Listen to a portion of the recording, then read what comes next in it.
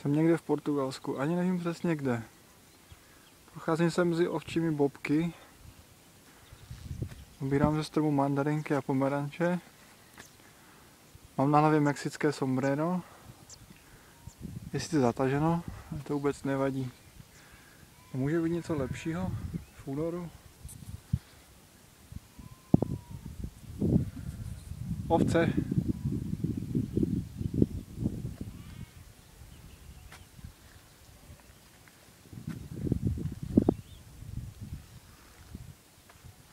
Fakt nevím, kde jsem. Ale je to tu pěkné.